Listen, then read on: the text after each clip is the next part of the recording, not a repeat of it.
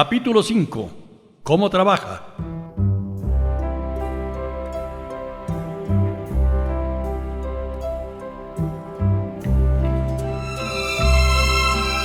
Rara vez hemos visto fracasar a una persona que haya seguido concienzudamente nuestro camino.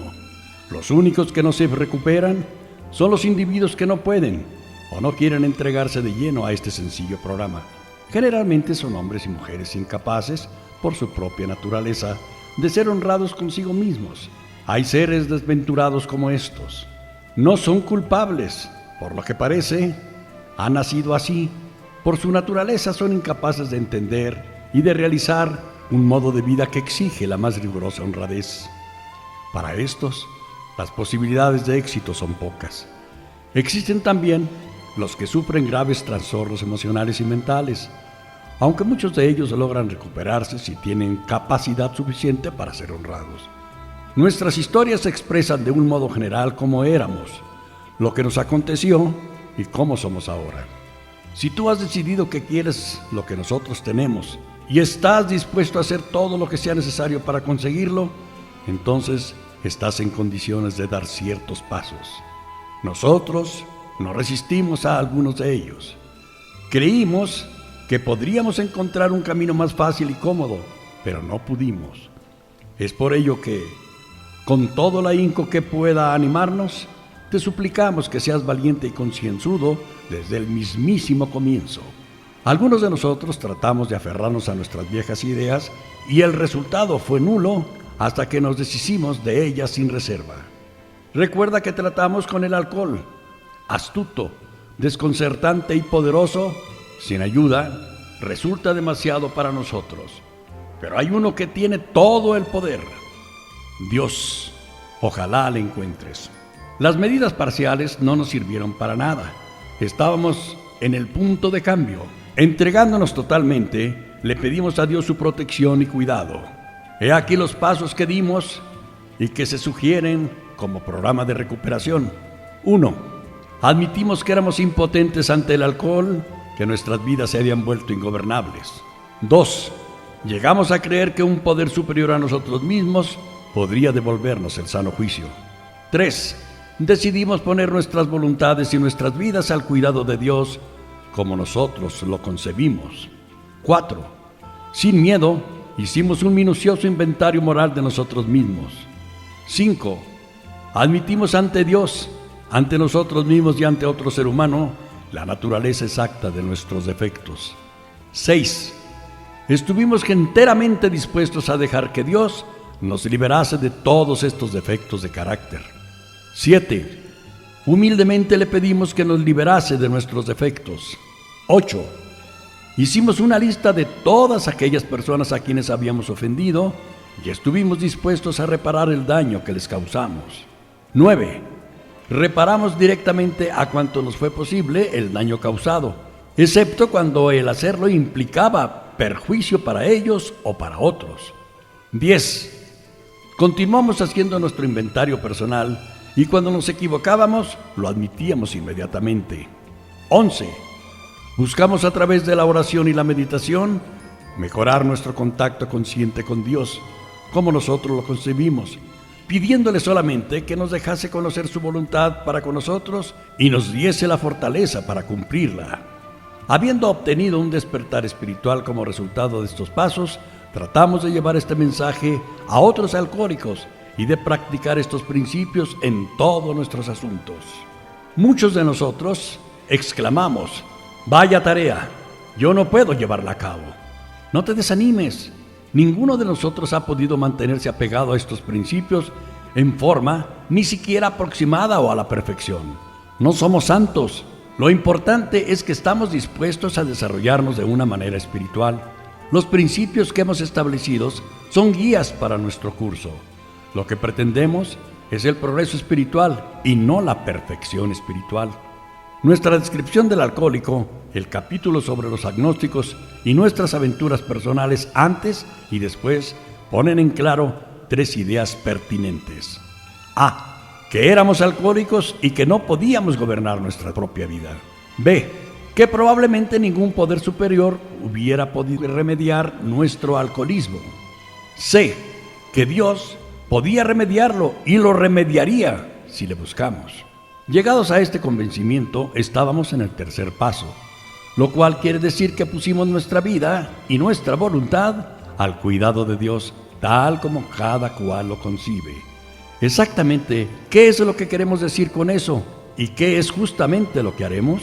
El primer requisito es que estemos convencidos de que una vida llevada a base de fuerza de voluntad difícilmente puede ser venturosa. Sobre esa base, siempre estamos en conflicto con algo o con alguien, aunque nuestros motivos sean buenos. La mayoría de la gente trata de vivir por autopropulsión.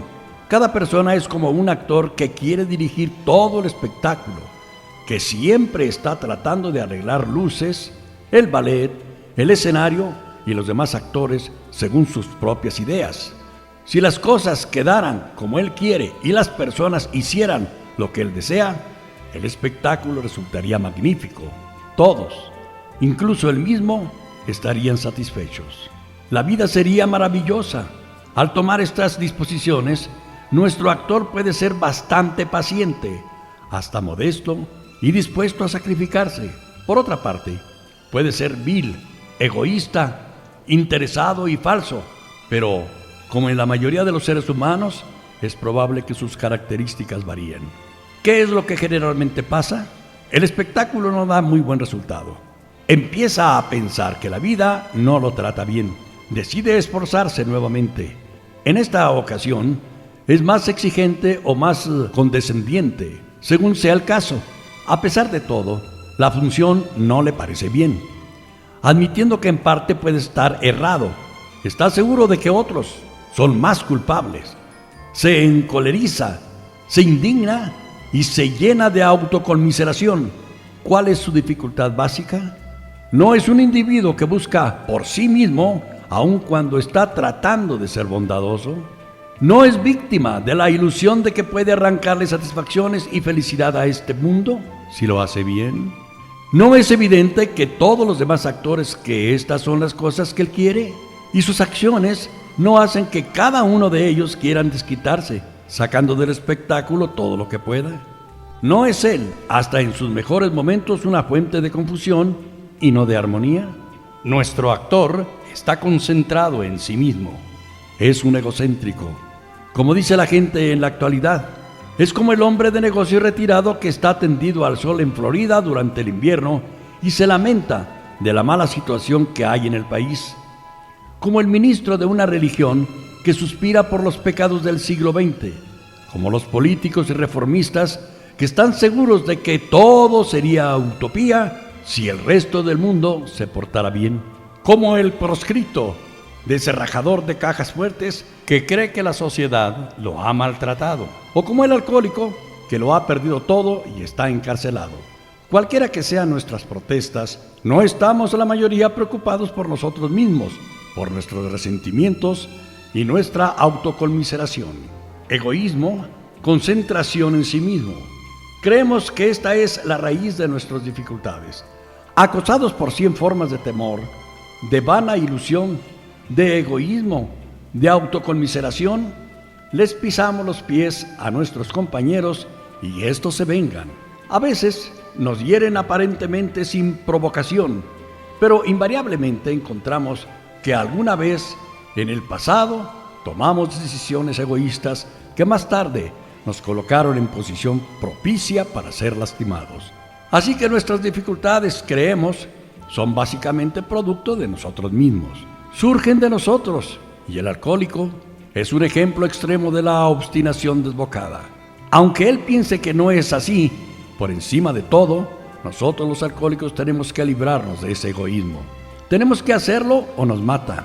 Dios hace que esto sea posible, y frecuentemente parece que no hay otra manera de librarse completamente del yo más que con su ayuda. Muchos de nosotros teníamos gran cantidad de convicciones morales y filosóficas, pero no podíamos vivir a la altura de ellas, a pesar de que hubiéramos querido hacerlo. Tampoco podíamos reducir nuestra concentración en nosotros mismos con solo desearlo y tratar de hacerlo a base de nuestro propio poder. Tuvimos que obtener la ayuda de Dios. Este es el cómo y el porqué de ello. Ante todo, tuvimos que dejar de jugar a ser Dios. No resultaba.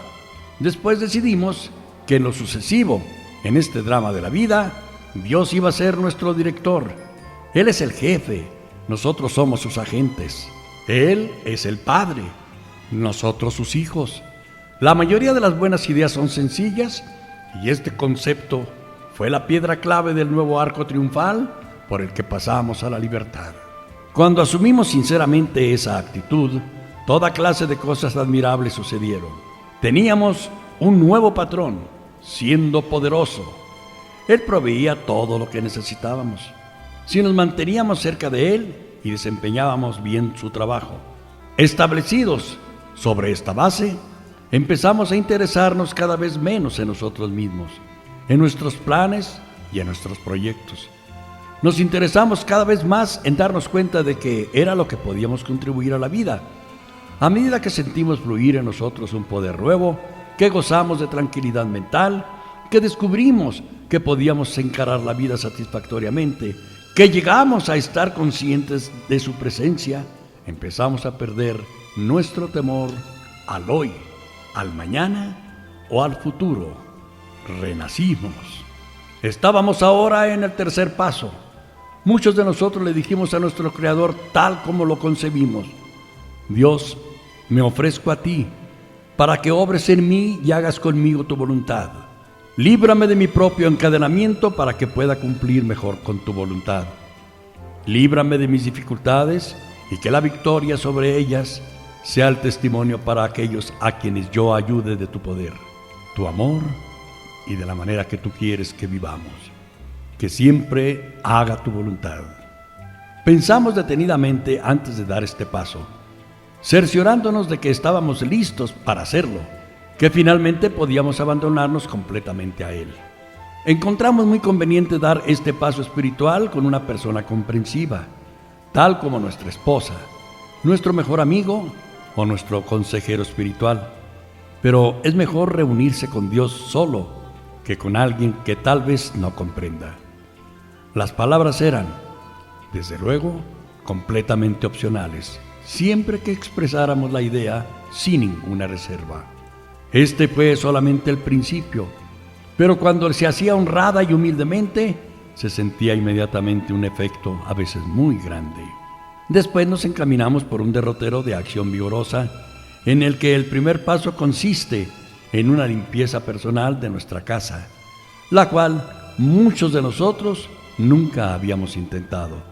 Aunque nuestra decisión fue un paso fundamental y decisivo, su efecto permanentemente no podía ser mucho a menos que fuera seguido inmediatamente por un esfuerzo enérgico para encarar las cosas que había en nosotros, que nos estaban obstaculizando y desprendernos de ellas.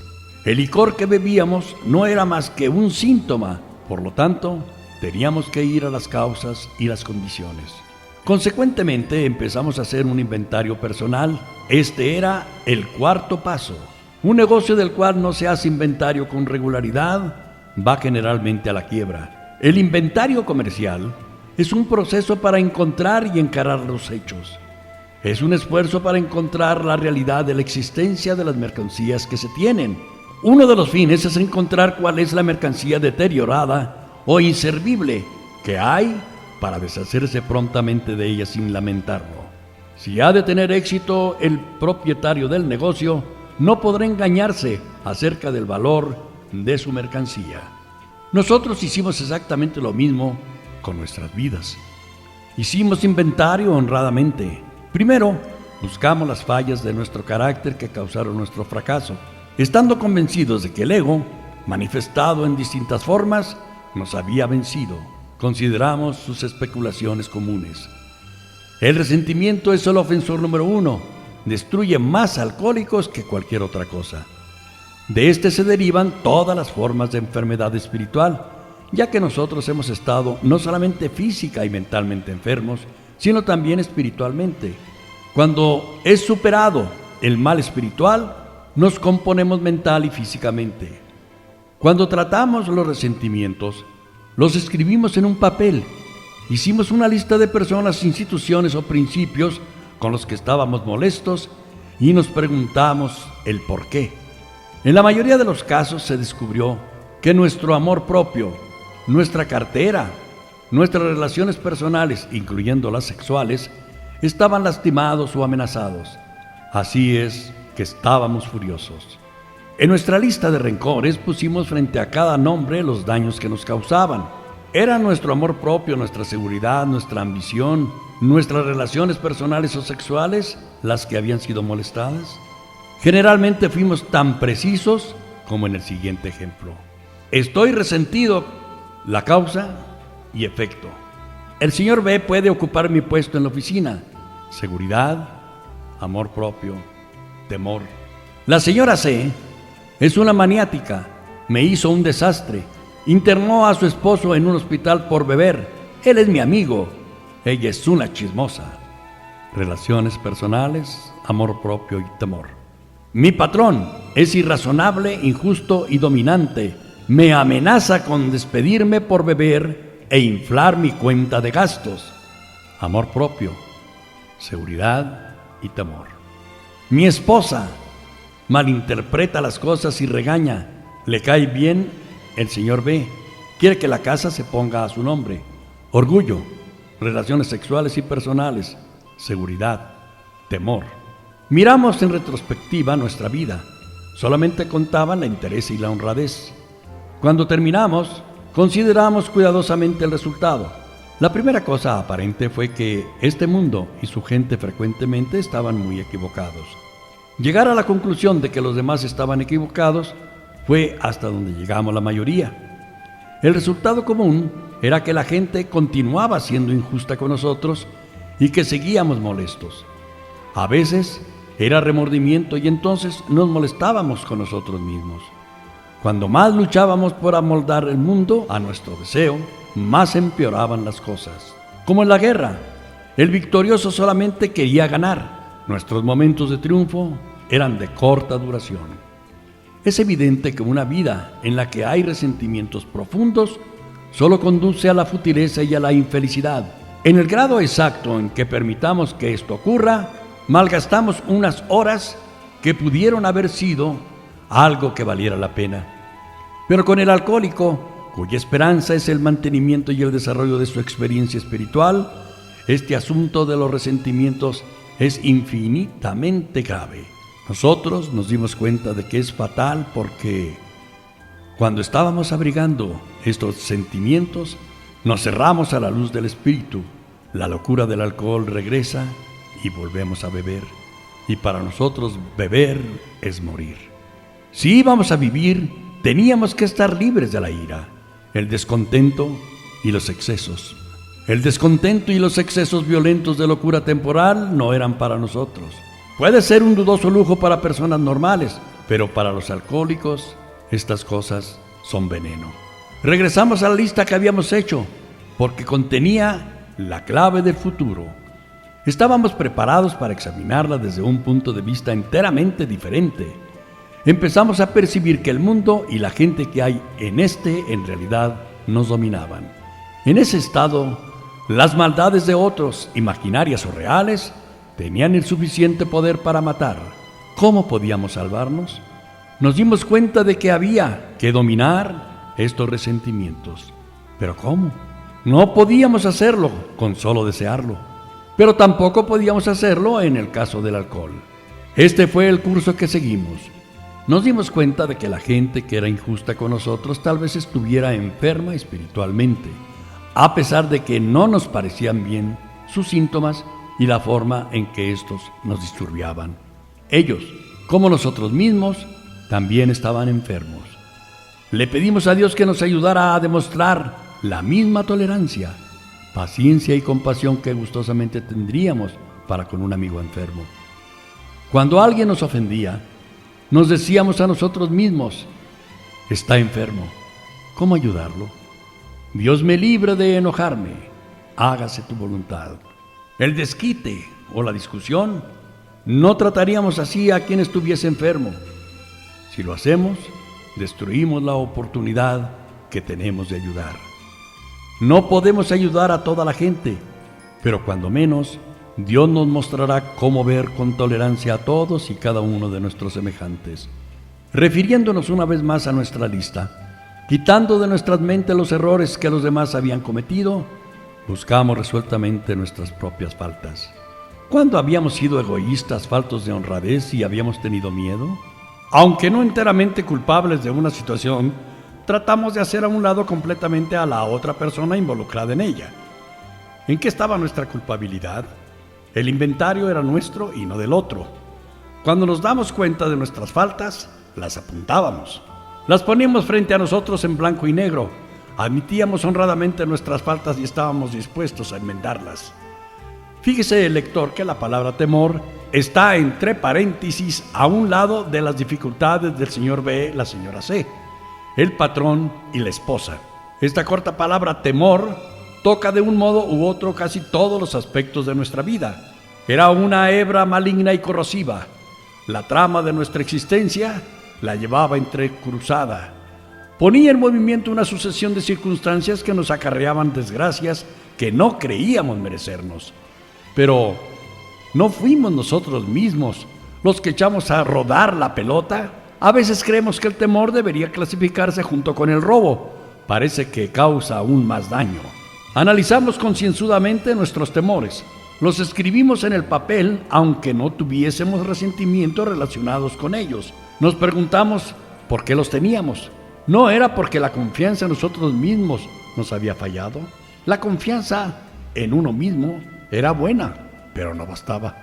Algunos de nosotros tuvimos alguna vez gran confianza en nosotros mismos, pero esta no resolvía completamente nuestro problema con el temor, ni ningún otro. Cuando esta confianza nos volvía engreídos, la cosa era peor. Tal vez haya una forma mejor. Nosotros así lo creemos, porque ahora estamos basándonos en algo diferente.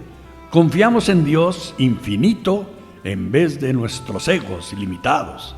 Estamos en el mundo para desempeñar el papel que Él nos asigne, justamente hasta el punto en que obramos como creemos que Dios lo desea y humildemente confiamos en Él, y así nos capacita para enfrentarnos con serenidad ante las calamidades. Nunca nos excusamos ante nadie por depender de nuestro Creador. Podemos reírnos de aquellos que creen que la espiritualidad es la senda de la debilidad. Paradójicamente, es la senda de la fortaleza. El veredicto de los siglos es que la fe significa fortaleza. Los que tienen fe, tienen valor, confían en su Dios. Nosotros nunca hacemos apología de Dios. En vez de ello, dejamos que Él demuestre a través de nosotros lo que puede hacer. Le pedimos que nos libere de nuestro temor y guíe nuestra atención hacia lo que desea que seamos. Inmediatamente comenzamos a superar el temor. Ahora lo referente al sexo. Muchos de nosotros necesitamos una revisión en este sentido, pero por encima de todo, tratamos de ser sensatos en esta cuestión. Es tan fácil descarrilarse. Aquí encontramos opiniones humanas que van a los extremos, quizá extremos absurdos. Una serie de voces clama por el sexo en un apetito de lo más bajo de nuestra naturaleza, una necesidad básica de procreación. Luego tenemos las voces que claman por sexo y más sexo, las que deploran la institución del matrimonio, las que creen que la mayoría de las dificultades de la raza humana tiene su causa por motivos de la sexualidad. Creen que no tenemos suficiente o que no es de una índole apropiada. Ven su significado por todas partes. Una escuela no le permite al hombre sazonar sus viandas y la otra quiere que todos estemos a dieta ininterrumpida de pimienta. Nosotros queremos estar fuera de la controversia. No queremos ser árbitros de la conducta sexual de nadie. Todos tenemos problemas sexuales. Difícilmente seríamos humanos si no las tuviéramos. ¿Qué podemos hacer con ellos? Examinamos nuestra conducta de los años pasados. ¿En qué habíamos sido egoístas, faltos de honradez o desconsiderados? ¿A quiénes habíamos herido? ¿Despertamos injustamente celos, sospechas o resentimientos? ¿En qué habíamos sido culpables y qué pudimos haber hecho para evitarlo? Escribimos todo esto en un papel y lo examinamos. De esta manera tratamos de formarnos un ideal cuerdo y sólido de nuestra futura vida sexual. Pusimos cada relación a esta prueba, ¿era egoísta o no? Le pedimos a Dios que moldeara nuestros ideales y nos ayudara a vivir a la altura de ellos. Recordamos siempre que Dios nos había dado nuestros poderes sexuales y por consiguiente eran buenos, no para ser usados a la ligera o egoístamente, ni para ser menospreciados o aborrecidos. Cualquiera que resulte ser nuestro ideal, debemos estar dispuestos a que se arraigue en nosotros. Tenemos que estar dispuestos a hacer reparaciones en los casos en que hayamos causado daño, siempre y cuando al hacerlo no causemos más daño aún. En otras palabras, tratamos el problema sexual como lo haríamos con cualquier otro. En meditación, preguntamos a Dios lo que debemos hacer en cada asunto determinado. Si lo deseamos, nos llegará la respuesta correctamente. Solamente Dios puede juzgar nuestra situación sexual. Es conveniente consultar a otras personas, pero dejamos que la decisión final sea la de Dios. Nos damos cuenta de que algunas personas son tan fanáticas con el sexo como otras son negligentes. Evitamos pensar o recibir consejos en forma histérica. Suponiendo que faltamos al ideal escogido y que tropezamos, ¿quiere decir esto que vamos a emborracharnos? Algunos nos dicen que así sería, pero esto solamente es una verdad a medias. Esto depende de nosotros y de nuestros motivos. Si lamentamos lo que hemos hecho y tenemos el deseo sincero de que Dios nos conduzca a cosas mejores, creemos que seremos perdonados y que habremos aprendido nuestra lección. Si no, lo lamentamos y nuestra conducta sigue dañando a otro. Es seguro que beberemos. No estamos teorizando. Estos son hechos de nuestra propia experiencia. Para resumir lo referente al sexo, oramos sinceramente por un ideal correcto, por una guía para cada situación dudosa, por cordura y por fortaleza para hacer lo que es debido. Si el sexo es muy dificultoso, nos dedicamos a trabajar más intensamente para ayudar a otros. Pensamos en sus necesidades y trabajamos para atenderlas. Esto nos hace salir de nosotros mismos. Calma el impulso imperioso cuando ceder significaría un pesar. Si fuimos concienzudos en nuestro inventario personal, habremos puesto mucho por escrito. Hemos catalogado y analizado nuestros resentimientos, empezando a ver su futilidad y fatalidad y a comprender su terrible poder destructivo. Hemos empezado a aprender la tolerancia, la paciencia y la buena voluntad hacia los hombres, aun hacia nuestros enemigos, porque los vemos como a enfermos. Hemos hecho una relación de las personas a quienes ofendimos con nuestro comportamiento y estamos dispuestos a reparar el pasado si podemos. En este libro leerás una y otra vez que la fe hizo por los otros lo que solos no pudimos hacer por nosotros mismos. Deseamos ahora que estés convencido de que Dios puede librarte de toda la obstinación que te haya separado de Él. Si ya tomaste una decisión y has hecho un inventario de tus impedimentos más notorios, has logrado un buen comienzo. Siendo así, ya has tragado y digerido grandes trozos de la verdad sobre ti mismo.